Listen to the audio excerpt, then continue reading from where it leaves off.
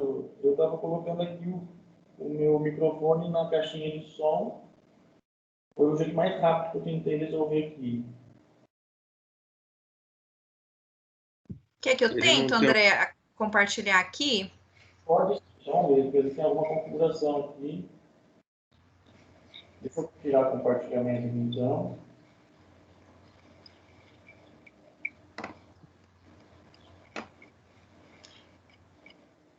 Eu vou tentar, tá bom? Ah.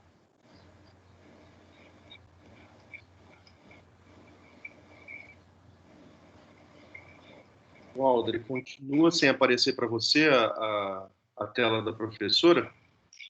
Sim, eu realmente não vou ter acesso, mas depois, se tiver gravado depois, eu consigo assistir, então, pelo visto. Isso. Tranquilo, obrigada. Só um minuto, pessoal, que eu tô aqui.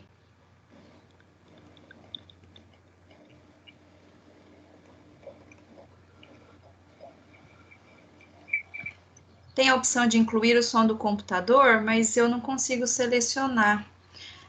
Deixa eu só, vou desligar o meu fone de ouvido. Às vezes é por isso.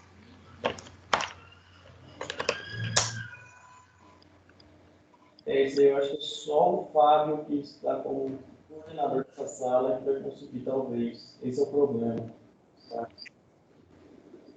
Técnico, não pode muito, esse é o problema, Marquinhos. Eu gostaria de agradecer a oportunidade de poder compartilhar um pouco mais sobre o nosso projeto que se chama Aplicativo Colaborativo no Ambiente Educacional, Irrigação de Jardim. Bom, então vamos lá. A ideia desse projeto começou da necessidade do Instituto Federal de Araraquara tinha de criar um jardim em que cada um pudesse colaborar com os cuidados de todas as plantas.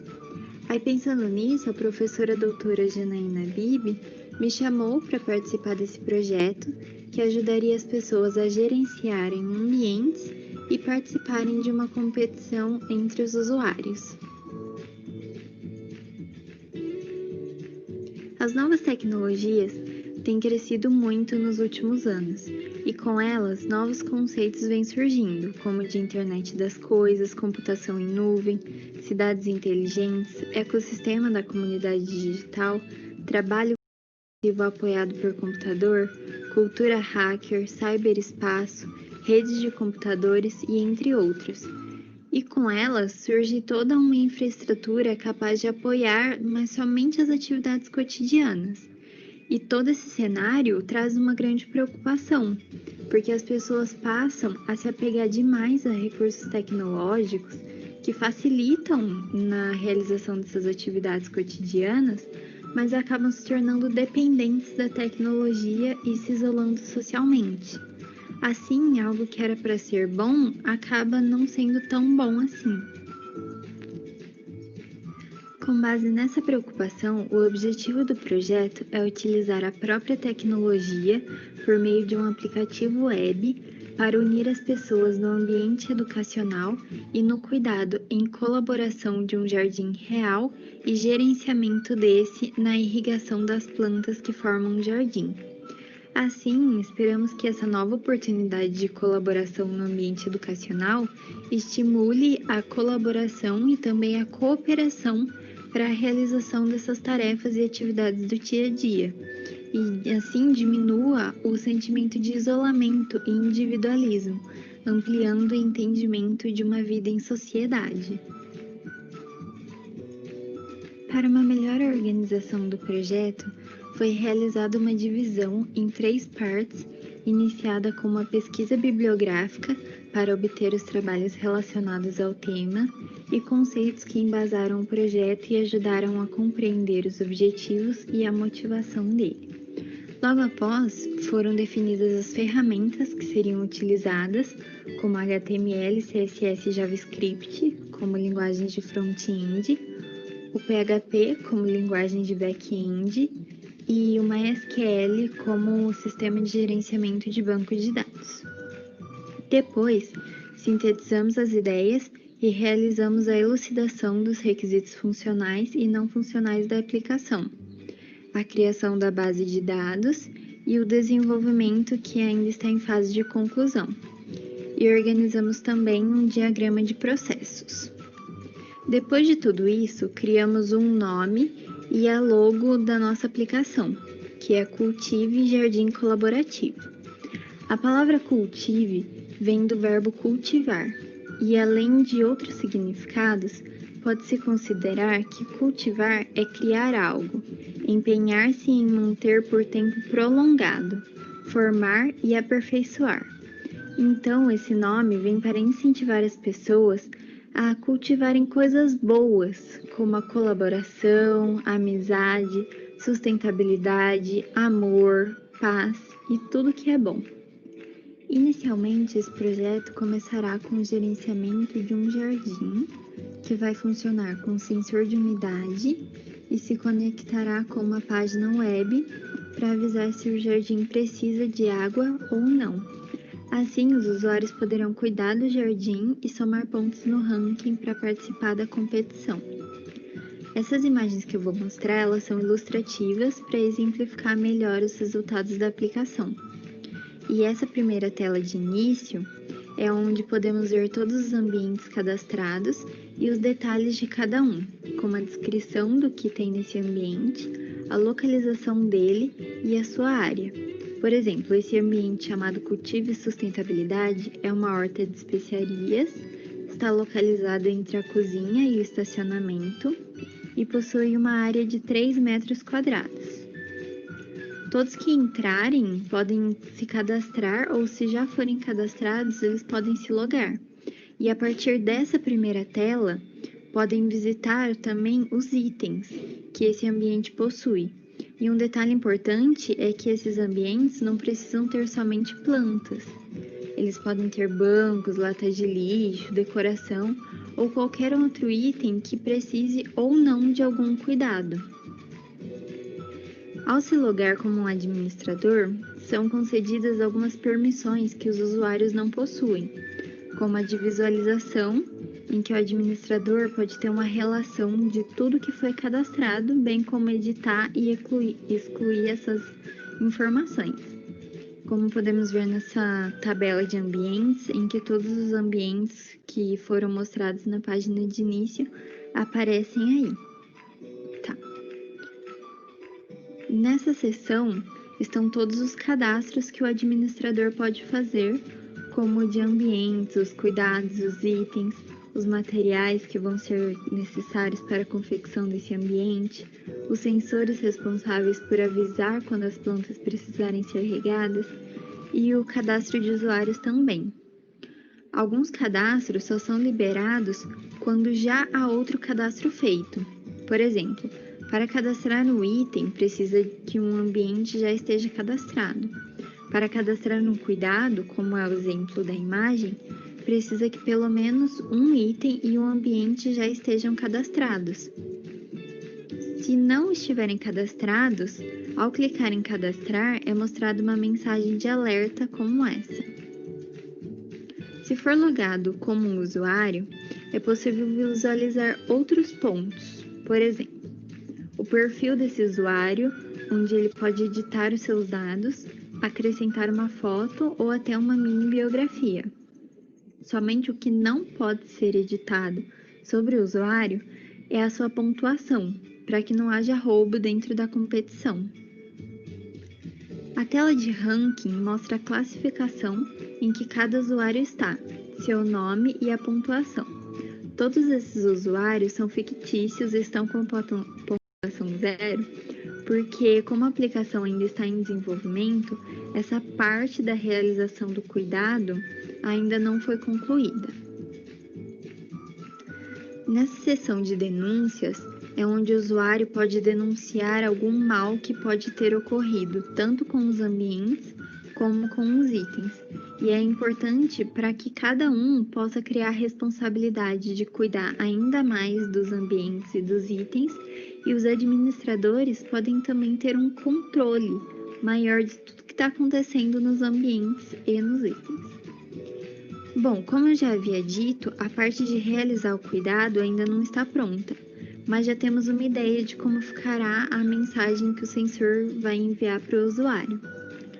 como a gente pode ver, quando o ambiente possui um item que ele vai precisar de cuidados, vai precisar, no caso, ser regado, aparecerá um ponto de exclamação na frente do seu nome, como está aqui no Jardim Cultive Amizades. Aí, se o usuário for ir visitar o jardim, ele vai ver que a parte de visualização dos itens vai possuir um botão para ele realizar esse cuidado. E só assim ele vai ganhar uma pontuação.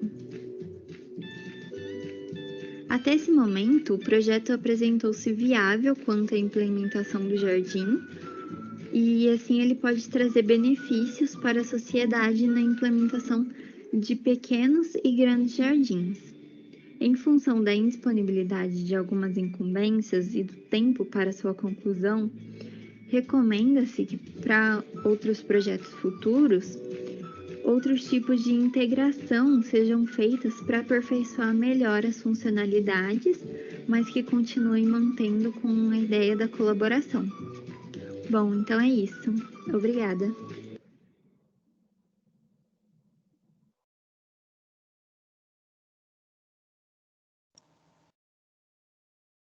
Bom, agora nós temos a sessãozinha de perguntas. Alguém quer perguntar alguma coisa para a Janaína ou para a Amanda, que inclusive estão aqui assistindo a apresentação?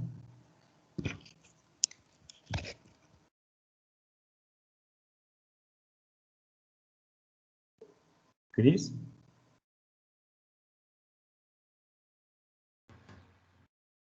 Oi, eu tenho uma pergunta, Amanda, Janaína, parabéns pelo trabalho. Só desculpa que a dificuldade técnica que a gente teve, talvez não ficou muito, a resolução tenha perdido um pouco, né?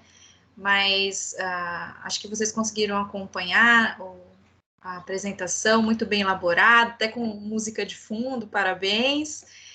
Uma dúvida que eu tive no decorrer das telas, da apresentação das telas, é se vocês estão preocupadas com a questão de usar o site, né, o aplicativo responsivo, em dispositivos móveis, se vocês se preocuparam com isso.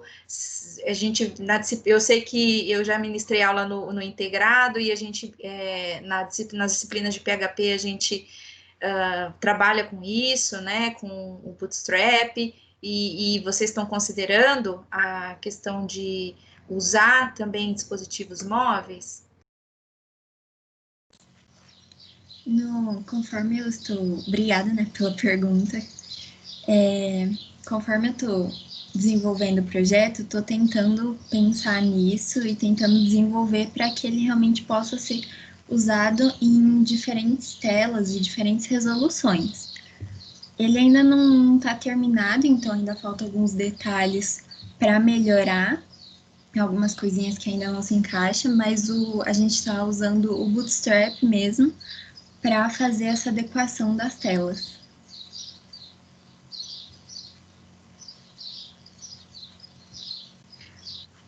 Legal, Amanda. Acho que eu sugiro aí para as próximas etapas, quando você finalizar o trabalho e for apresentar, seria interessante você mostrar nas diferentes telas como fica a adaptação do aplicativo, né? E ressaltar isso, que os usuários poderão, pelo celular, né, fazer esse acompanhamento, porque hoje em dia fica muito mais fácil você pegar o celular e fazer essas entradas de dados, essa interação, né, do que só no navegador, e tem que ter um design legal para você poder interagir, ver os menus. Então, quando você for também nas próximas etapas apresentar, eu sugiro que você também coloque aqueles prints com o celular, né, com a telinha adaptada, que eu acho que isso enriquece ainda mais o trabalho de vocês, viu? Parabéns. Sim, verdade. Obrigada pela dica.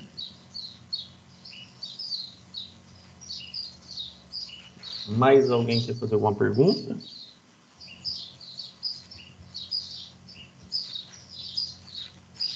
Bom, então vamos agradecer a apresentação, né? Vamos dar os salvos de palmas virtuais aí para a apresentação do projeto. A Amanda é a orientadora Janaína. E vamos dar sequência. Acho que realmente eu tinha só esquecido, pessoal, ali na hora de compartilhar a tela aqui, de ativar aquela opção de capturar som do computador. Acho que foi só isso. Você quer tentar aí, André? Eu tento aqui. Tá bom. Então, agora, deixa eu só compartilhar aqui a tela de novo.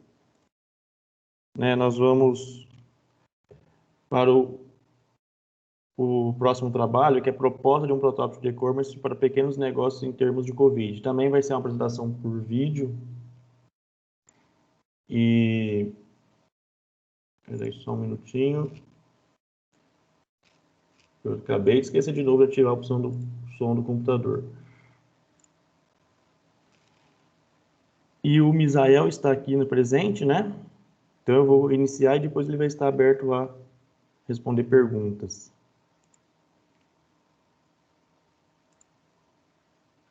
Olá, primeiramente venho aqui agradecer a todos que estão aqui.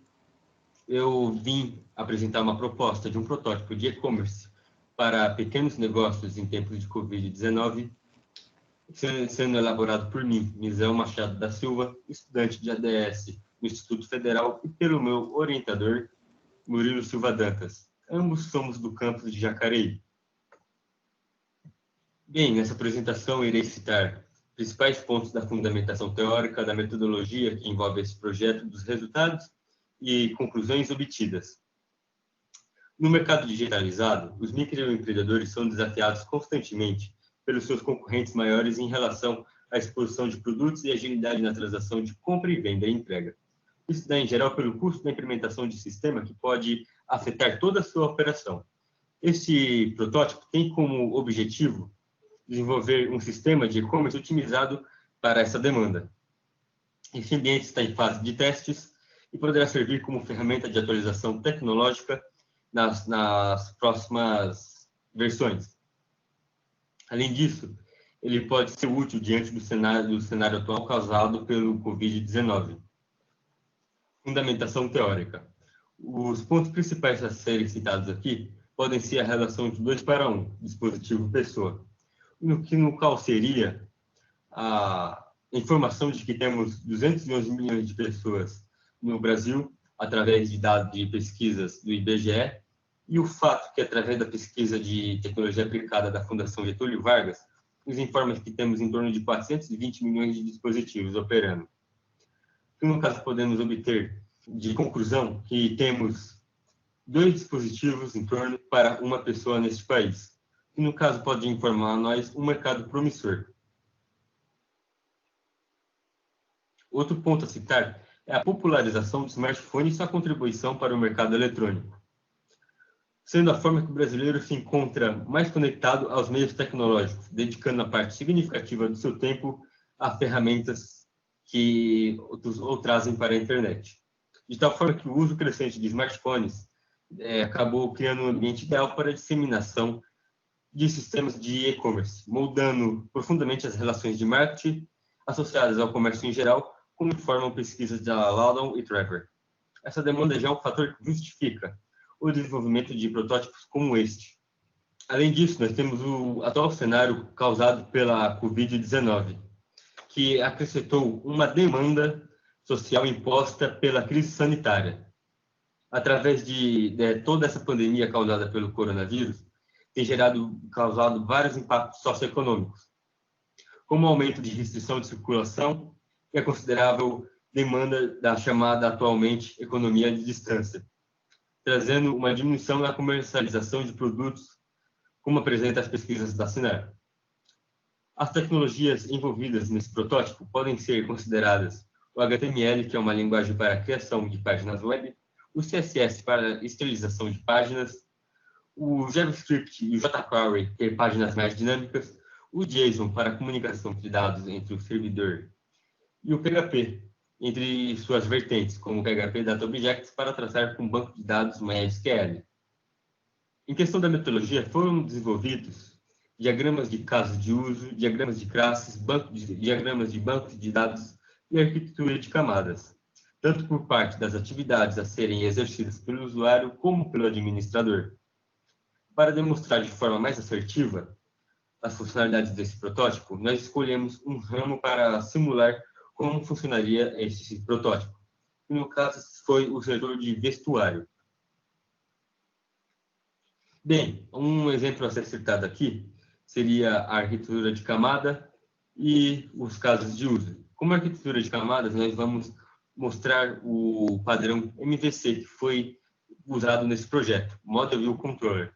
No caso, seria uma página view, no caso, o painel do administrador, por exemplo, que irá mandar uma requisição com dados incorporados em um parâmetro HTTP via POST para uma classe controller. Essa, por si, irá criar chamadas em uma classe model que será responsável por gerenciar registros, que no caso pode inserir, atualizar, excluir ou ler dados presentes no banco. E os casos de uso, foram criados diversos casos de uso para esse sistema. Um a ser citado é de o cliente realizando o processo de compra. Aqui nessa imagem nós temos 3 clientes. Cada um possui acessibilidades diferentes. Como exemplo, o cliente pode visualizar produtos na página inicial, navegar por seções e categorias para visualizar produtos, acessar páginas de compras de produtos. Porém, apenas o cliente cadastrado pode adicionar um produto ao carrinho, pode comprar um produto, pode visualizar seus pedidos, pode logar, entre outros fatos muito importantes. Como resultado de discussão, nós podemos informar que esse protótipo ainda está em fase de desenvolvimento e, para isso, foram analisadas diversas plataformas semelhantes ao e-commerce proposto, com finalidade semelhante, mas com a capacidade de executar melhor as tarefas e de forma a ter um alto número de conversões de vendas para o que nós temos aqui. No atual estágio de desenvolvimento, já foram implementadas as seguintes funcionalidades.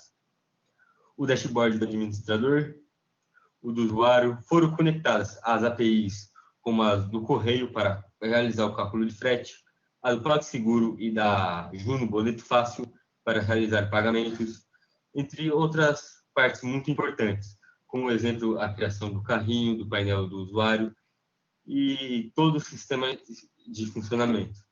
De forma mais assertiva, podemos ver no slide como seria a interface inicial do sistema em um dispositivo móvel, assim mostrando o trabalho do desenvolvimento de esboços digitais de acordo com o escopo do protótipo e de suas eventuais necessidades.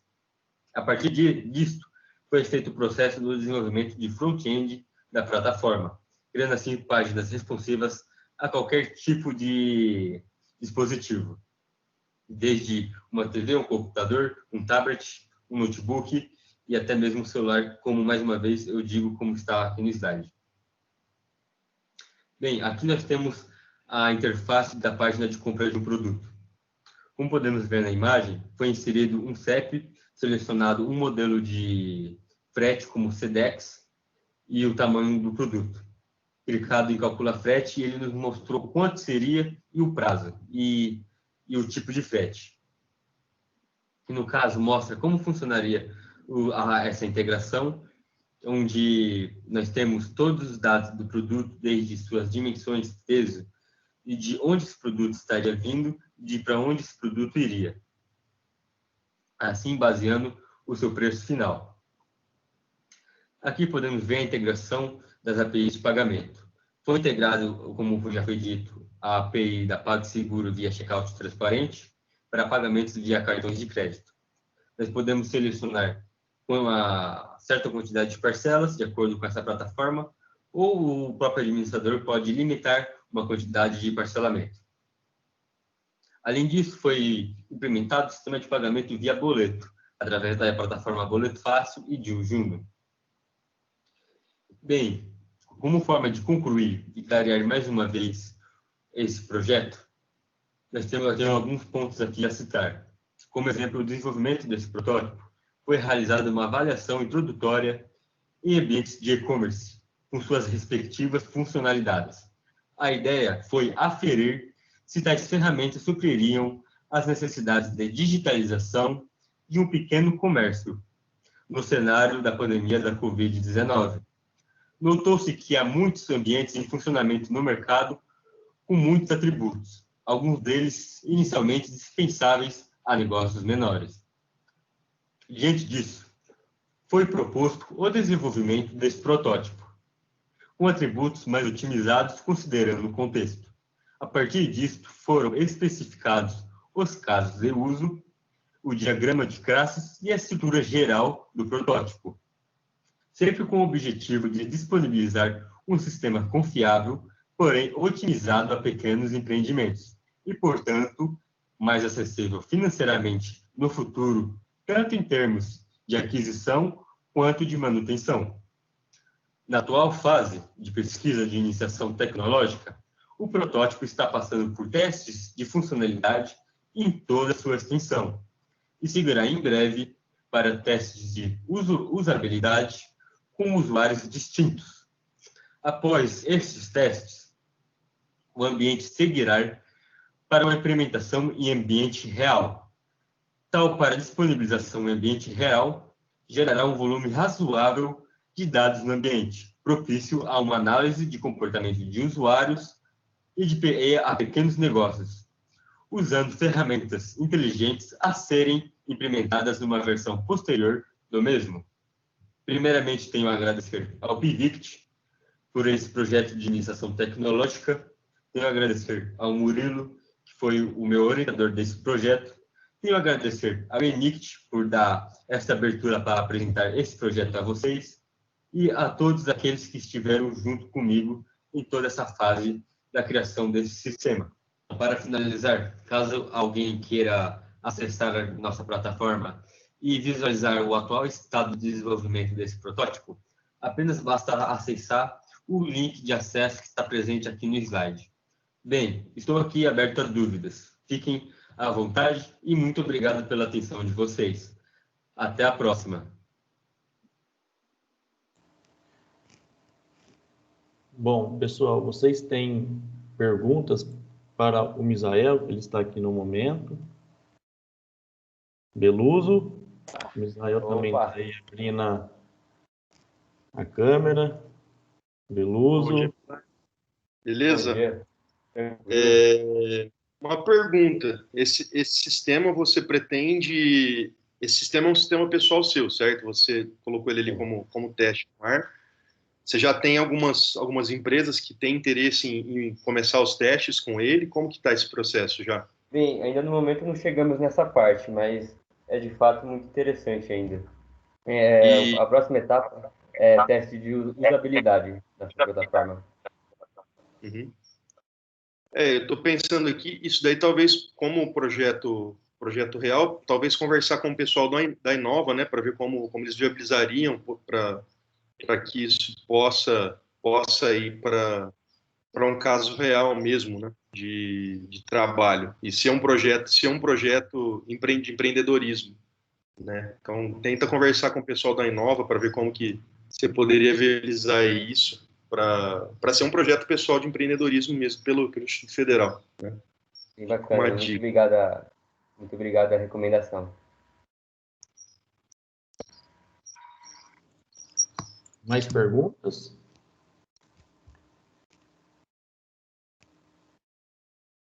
Cris? Oi, Misael. Deixa eu abrir minha câmera também aqui, já que está todo mundo com as câmeras, né? Parabéns pelo trabalho, pela apresentação, muito profissional, gostei, assim, da sua postura. E a minha dúvida, não é uma dúvida muito, assim, é mais na linha do que o professor Beluso falou agora. Você, como esse trabalho, né, esse projeto, você não fez com parceria com alguma empresa ainda pré-definida, você ainda vai buscar ainda os parceiros, né? Não tem um negócio aí que você já meio que conversou para aplicar? E aí, então, na sequência eu acho que é super legal você falar com o pessoal da Inova, e como é um trabalho de autoria sua, né, você não tem mais pessoas trabalhando, além de você ser orientador, pelo que eu percebi, vale muito a pena você fazer o registro do software, né? A Inova também vai te orientar, conversa com o seu orientador também, para você ter esse registro, para quando você for apresentar para os parceiros, né, que vão, possíveis candidatos aí a utilizar o seu sistema, você já tem um software registrado com a sua autoria e com seus direitos todos aí garantidos. Por que a gente está falando nisso, né? A gente está fazendo parte de um projeto com a empresa, que foi aquela primeira parte da apresentação, do primeiro bloco, e isso é uma questão muito importante quando a gente vai negociar com as empresas, né? Então, como você ainda não tem nenhuma empresa em vista para aplicação, é importante já você, como é a autoria sua, o seu sistema, junto com o seu professor, você já registrar o software, e isso vai contar muito para a sua vida profissional e acadêmica, tá? Você ter lá o registro no INPE, né, que é o Instituto Nacional de Propriedade Intelectual. Existe um pouco de burocracia para registrar, mas é importante que você pesquise isso agora, quando chegar na reta final aí, registrar o seu software, para quando você for apresentar para os clientes, você já ter isso, já for um diferencial, falando, já está registrado esse software, já está tudo certo em termos de burocráticos de autoria de propriedade intelectual, porque isso é muito importante quando a gente vai comunicar com as empresas, um pouco da nossa experiência que a gente está tendo. Como você ainda não abordou uma empresa específica, você já indo com essa proteção, né, com essa propriedade, já é importante para você ter essa autoria garantida. Então, não sei uma pergunta, mas essa ainda nessa linha de sugestão aí, recomendação para você conversar a autoria sua junto com o seu orientador de pesquisa. Tá bom? Parabéns. Muito obrigado, viu? Muito obrigado pela recomendação a todos e por toda a atenção. Bom, mais alguém quer fazer alguma pergunta com o Misael? Então, vamos encerrar então a apresentação do Misael, agradecer a ele, dar o parabéns virtual para ele, né? E vamos seguir aí com as apresentações. Agora será o trabalho aqui, desenvolvimento de uma ferramenta para a realização de um pen test automático. Não sei se o Rafael ou o Lucas estão na apresentação, né, mas eu acho que, pelo que eu estou observando aqui pela sala, não está. Também não tem nenhum vídeo disponível, né? Então a gente vai ter que passar para a última apresentação. E caso ele apareça nesse meio tempo, a gente retoma essa apresentação aqui do pen test. Tá? Então agora é o trabalho Projeto Mecânico, Interface de Configuração do Firmware de Robô de Categoria Very Small Size, e é a Audrey que vai apresentar, né? Isso. Bom dia, novamente. Eu posso tentar compartilhar só para testar se vocês conseguem ver a minha tela? Sim, eu vou tirar o meu compartilhamento aqui, já tirei, e vou fechar o microfone e liberar para você. Ok, obrigada.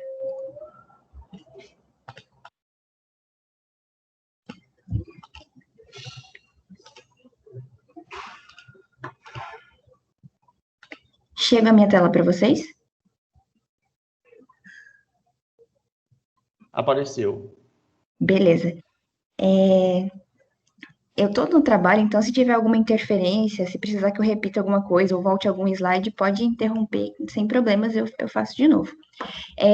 Essa apresentação, vocês podem perceber que o título está em divergência com o que está no cronograma, né? Isso porque depois que eu recebi as avaliações, né, eu fiz essa alteração.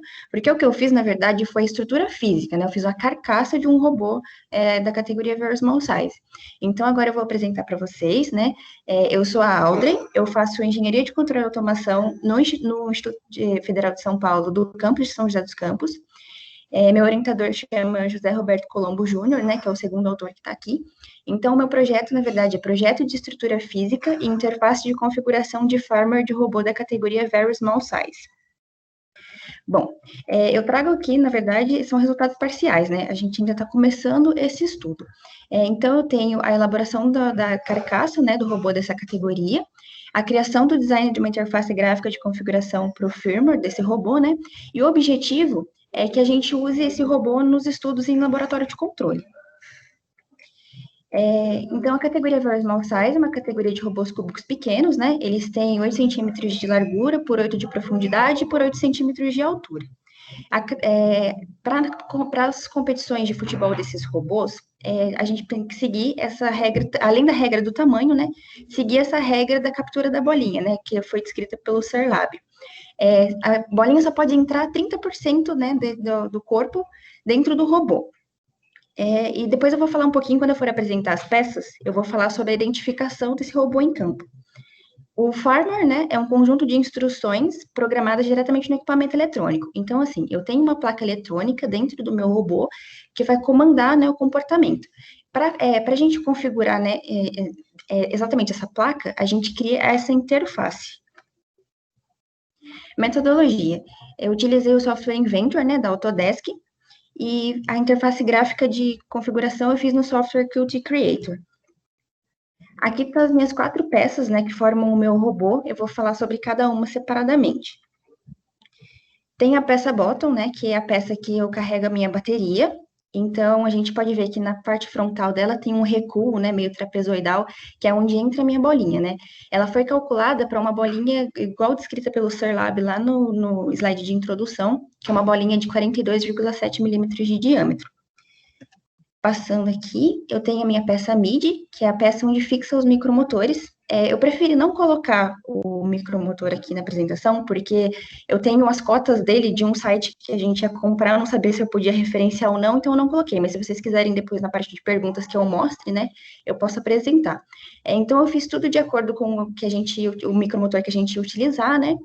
E essa peça ainda tem uma parte cavada na lateral. Por quê? Por causa da roda, né? Quando a gente pensou em colocar a bateria na peça bottom, para que, por exemplo, a gente concentrasse o peso na parte inferior, né? Então, se de repente o robô tomou uma pancada, é mais fácil ele ficar em pé, né? Então, essa peça, acabou que a rodinha ficou maior, né? Porque aí a distância entre o eixo do micromotor até o chão é o raio da minha rodinha, então eu tive que cavar essa lateral. Tem espaço, né, na parte inferior para a passagem dos fios, né? Então, a bateria fica na parte de baixo e os fios vêm subindo. Essa peça é a peça top, né? Se a gente for reparar, né, ela e as duas peças anteriores, elas são unidas por um parafuso M4, né? O buraco do parafuso aqui tá maior, por quê? A gente precisa afundar o parafuso, né, para que ele pegue as 3 peças. Então, na verdade, aqui é o diâmetro da cabeça do parafuso, né? Além disso, essa peça é responsável por carregar a placa eletrônica e o display. O display, ele não é previsto por regra, mas foi uma melhoria que a gente colocou para a gente colocar informações passando ali na hora, né? Seja a informação do robô, ou seja, mensagens que a gente quer passar. Eu fui questionada sobre se isso não ia atrapalhar a identificação. Eu vou responder que não, por quê? Porque a identificação fica na peça de cima, que eu vou mostrar daqui a pouco, e o display fica na traseira do robô, né? Então, não vai ter problema. Aí nas laterais a gente pode ver o encaixe, né, do capacete, que é a última peça que eu vou mostrar daqui a pouquinho. E se a gente olhar a vista superior dessa minha peça, ela tem 4 colunas, né, lá dentro. Por quê? A placa eletrônica foi um projeto do meu orientador, né, então ele me entregou a placa pronta. A placa é uma placa quadrada de 6 centímetros, então ela ocupa quase toda a minha peça top. Para quê?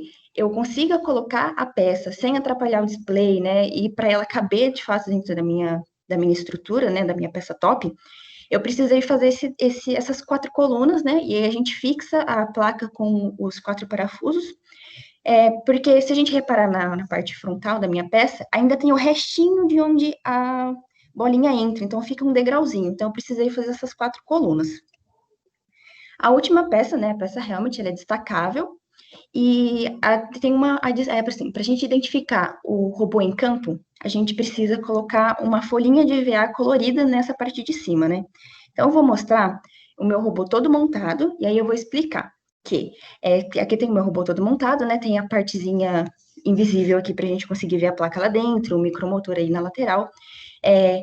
Tudo, né, só a estrutura que eu construí no Inventor tem 75 milímetros, o máximo é 80, né?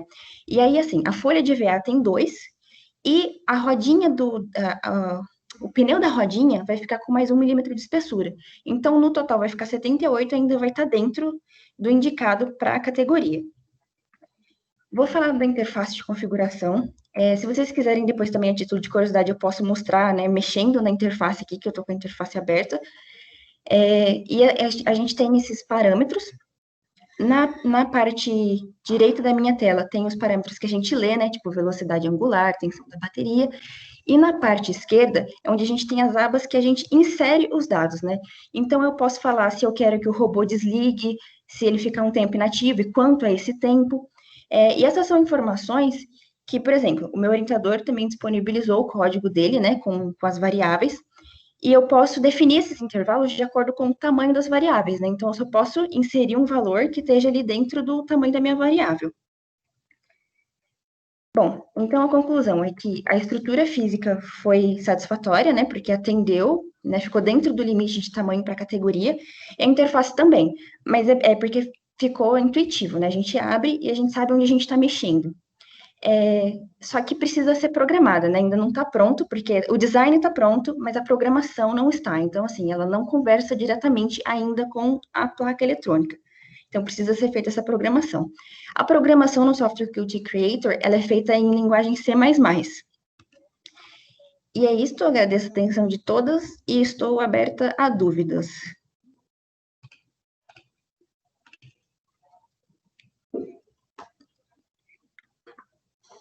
Pessoal, alguém quer fazer alguma pergunta?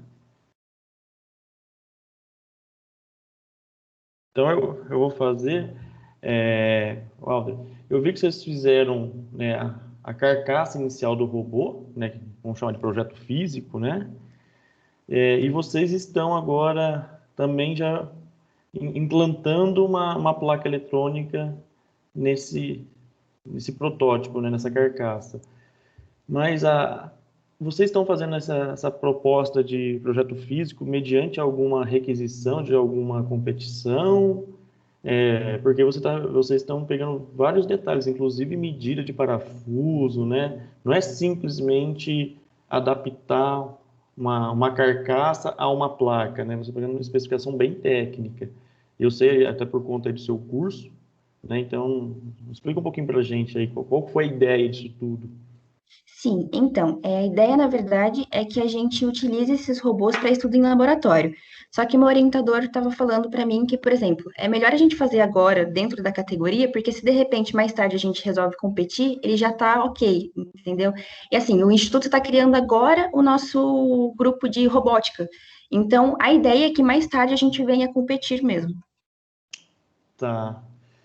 E por exemplo, nessa questão da carcaça, né, do projeto físico, essa especificação do VSS, ela acaba sendo, né, padrão, é 8x8x8, mas atende a algum pré-requisito, além só dessa medida padrão da categoria?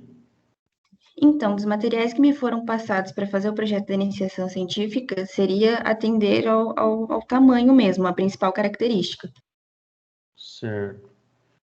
Tá ok. E essa placa que vocês acoplam nele acaba sendo, por exemplo, um Arduino ou uma placa específica? Então, o meu orientador, ele fez essa placa, né? Ele que escolheu o microcontrolador que ele colocou, e aí ele roteou, então, o projeto dele, né? Ele só me entregou a placa pronta e, assim, vamos tentar colocar aí dentro. E aí eu fiz o projeto para essa placa que é projeto dele. Certo. Tá bom, então. Pessoal, mais alguma pergunta aí?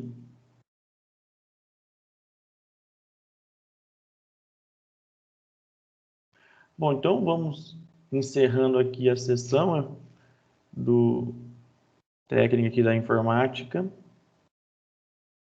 Até o momento, o outro integrante, aliás, agradecer ela, né, deixa eu só abrir a câmera aqui, fazer a salva de palmas virtuais, né, de apresentação do trabalho. E o outro integrante do projeto que não foi apresentado, eu acho que não apareceu até o momento. E provavelmente não vai aparecer, senão já estava aqui online. Então a gente vai acabar encerrando um pouco mais cedo, né, a nossa sessão, que é das 10h10 até as 11h30. E, posteriormente, a gente não pode esquecer que vai ter a sessão de premiação, né? Que vai ser prevista para 12h20. Então, acho que eu agradecer a todo mundo que esteve aí presente na sessão desde cedo, principalmente o pessoal que ficou até o final, né? Deu para ver a diversidade dos trabalhos. E agradecer a todos, então, a todo mundo, a equipe técnica também, e aos tanto ouvintes como apresentadores. E que, né, deu tudo certo. Desculpe minha falha técnica no começo, né? Esqueci de compartilhar a captura do áudio do computador para apresentar o vídeo, mas deu certo no fim. Cris, quer falar alguma coisa?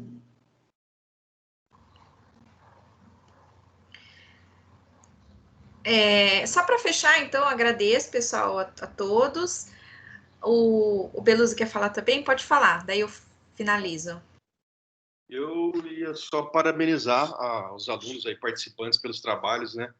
São trabalhos aí que a gente vê que, sim, enaltece muito, acho que o nosso Instituto Federal, né? São trabalhos muito relevantes e parabéns aí pelas ideias de trabalho, pelos trabalhos envolvidos e parabéns à equipe do ENICT pela organização desse evento aí, muito importante para a nossa instituição também, tá? Valeu. Obrigada, Beluso.